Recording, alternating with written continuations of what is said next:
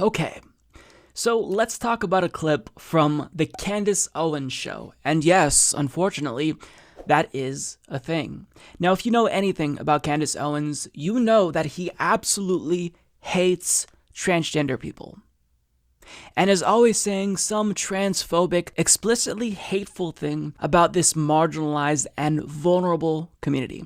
But in this particular clip that I'm about to play for you, Candace Owens is going to take the trans hate and he's going to turn it up to an 11. So let's go ahead and watch. It's a short clip, but I have so much to say about this. I could talk about this literally for hours possibly, but I'll break it down for you and why everything that he's saying here is disgusting. I'm actually like staunchly conservative when it comes to the trans debate, and people say, oh, well, even if a person is trans, you should have the decency and the respect to call them by their preferred pronoun. I don't play that game. And what I always say to people is, if you have a mental disorder, that's fine. I don't need to come up to you and tell you that I think you have a mental disorder. That would be rude. Right. But when you have a mental disorder and you're now requiring that I have a mental disorder, right, to meet your mental disorder, that doesn't work for me. Which is to say that if somebody was walking around as a schizophrenic and saying that they were Superman, and then telling me that I was required to treat them like Superman, I wouldn't play the game. Mm-hmm. That's how I feel about trans. I think the slope is so slippery, and they find that to be bigotry. No, I'm not going to call you she. I'm not going to call you her just because you're a grown man and you're wearing a wig and a dress. That's literally telling me that I am now required to have a mental disorder because you have one. I try to do it in public where I will not use the fake pronoun. So now it's so confusing because if there's a man who thinks he's a woman and you refer to him as a man, what the culture tells you is you're misgendering him. Right. The only people misgendering anybody are the ones pretending the man is a woman. That's correct. So I refuse to refer to the man as she. However, in an interpersonal, if we were at a dinner party or something, I will use whatever language he wants me to use to refer to him, in the same way that if there were a schizophrenic at a dinner party, I would indulge the delusion that there were voices speaking. I mean, it is obviously it's a psychological condition, but what the left wants is to have their cake and eat it too. They want to say, this is a very serious psychological condition and you have to indulge it. Also, you have to treat it as though it's objectively true. Right. That's where change the bathroom signs now, right? Change because this person now needs to feel like there's a place for them to go that's safe. And I'm like, could you imagine a world, take it out of the trans debate, where we had to now accommodate everyone that was suffering with schizophrenia, and we needed to make the world look like as they were seeing it, or the voices that they were hearing. We needed to basically get on our knees and support whatever it is that they were saying. People would say that was crazy, that was nuts, but they think it's different somehow with the trans debate. And I don't know why the trans debate is now being steamrolled into the LGBT debate. How is that not obvious to you? How do you not recognize the commonality between all people within the broad LGBTQ plus category? The reason why we put LGB and T in the same category is because we all violate the same sex and gender norms.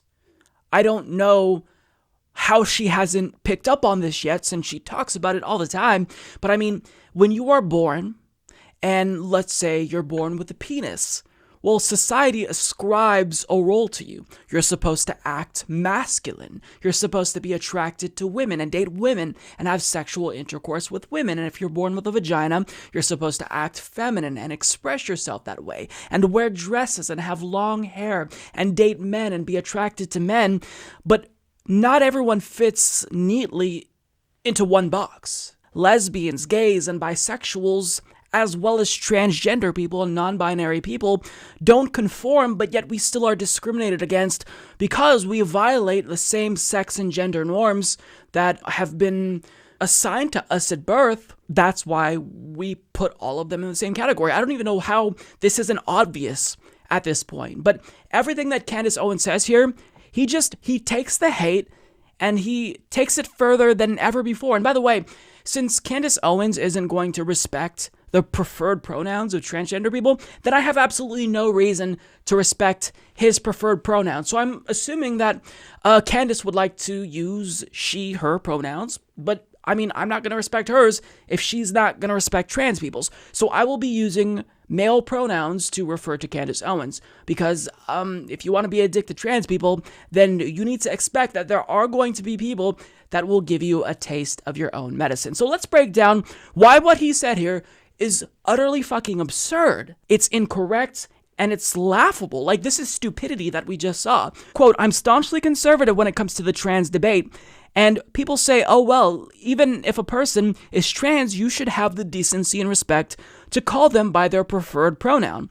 I don't play that game. Okay, so I won't play that game either, but how is this a game? Like, respecting people and not being dicks to people, that's a game to Candace Owens. Respecting the wishes of someone is a game to her. Oh no, I don't have to play that game because it's a fact, scientifically speaking, because I definitely know what I'm talking about, that you are not biologically male or female. So I don't have to play that quote-unquote game, because facts first. Facts don't care about your feelings. But when it comes to climate change, I don't believe this, like, at all, just so you know. quote, when you have a mental disorder and you're now requiring that I have a mental disorder to meet your mental disorder, that doesn't work for me. That's now literally requiring me to have a mental disorder because you have one. In other words, if you are a trans person and you expect me to use your preferred pronouns, well, I'm just buying into your delusions. Because if somebody is hallucinating and they see a bunch of bugs crawling on the wall and they're not there, then why should I have to play to that and say, oh, you're correct, there are bugs crawling on the wall? No, I don't have to do that. So what she's saying here is really dumb, and the example that she uses, like, she creates an analogy to demonstrate why we shouldn't do this. Quote, if somebody were walking around as a schizophrenic and telling me they're Superman, I'm required to treat them like they're Superman? I wouldn't play that game. Understand why this is such an idiotic comparison to make. It's obviously a false equivalence, but it's just downright fucking dumb.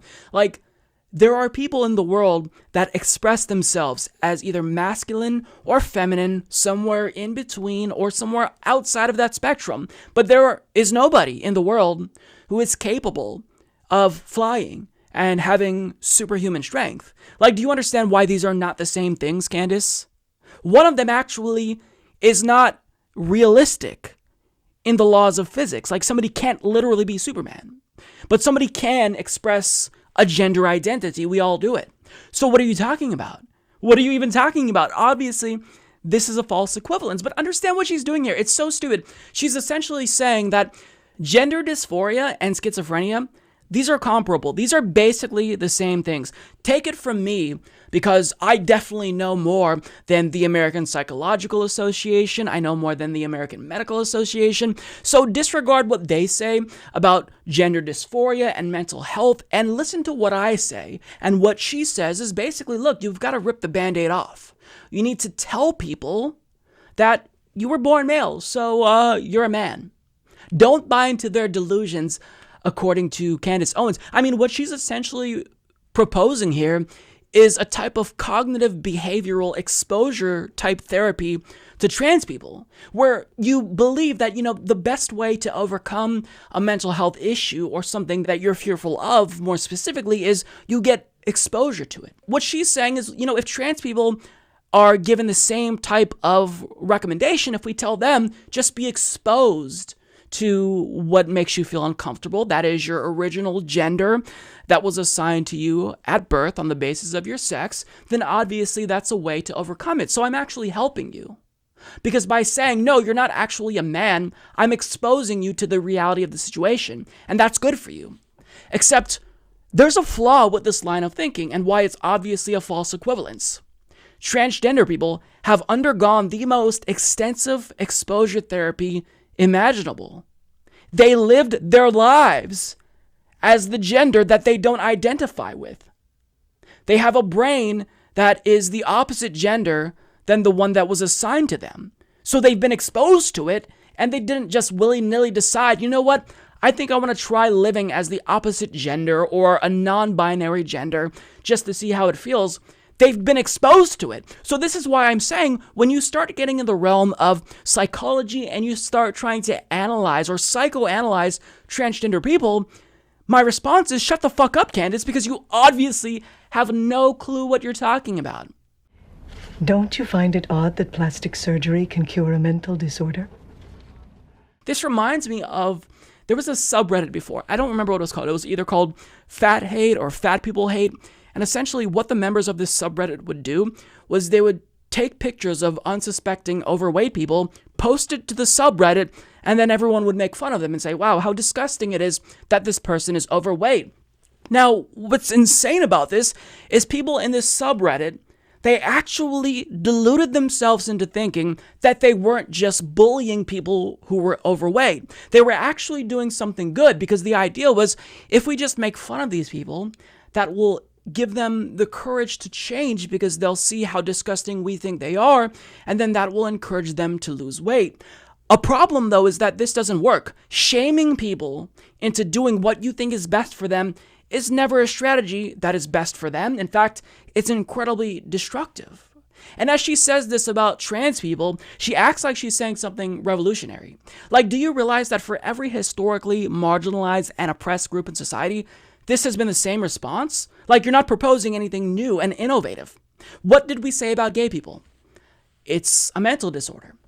If we just force them to date the opposite gender, then eventually they'll get over it. Oh, what's that? You want to be in an interracial relationship? Don't you know that this is not natural?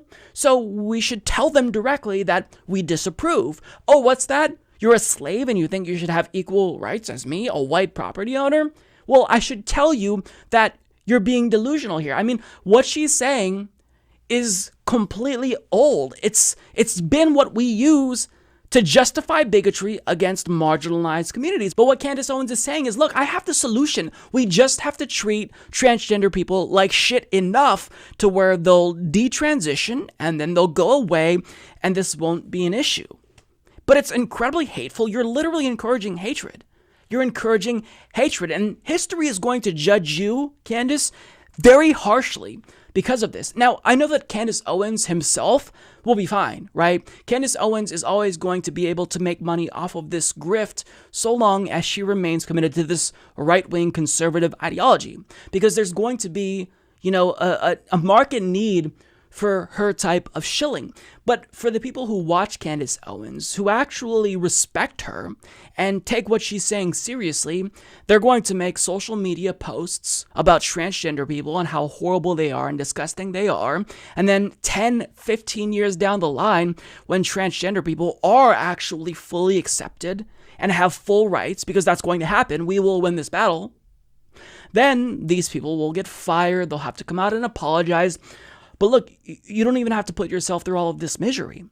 We've seen this story play out before. Civil rights will be won for transgender people. And we're never going to fully get 100% success rate in terms of social acceptance, but by and large, just like gay people, the tide will turn in their favor. It's just a matter of when will that happen and which side do you want to be on? Because this isn't a debate, Candace. It's non-debatable. We don't debate whether or not we treat people who are different than us as equals. We just treat them equally, and those who don't will be judged very harshly by history. So that's all I'll say. I'll leave it there because I could talk about this for a really long time, because this is personal to me. Like, I am part of the LGBTQ community. I may be cisgender, but these are my people. These are my people. And so you are actively encouraging people to treat them poorly. And you're trying to do that under the guise of, oh, no, I'm helping them. I promise you. Get the fuck out of here. You're disgusting. You're a transphobic bigot. And I really do hope that you one day regret the way that you feel. I hope that you wake up. Because being hateful, it may pay off for you in the short term, but long term, you're not helping yourself. And you're certainly not helping society, Candace.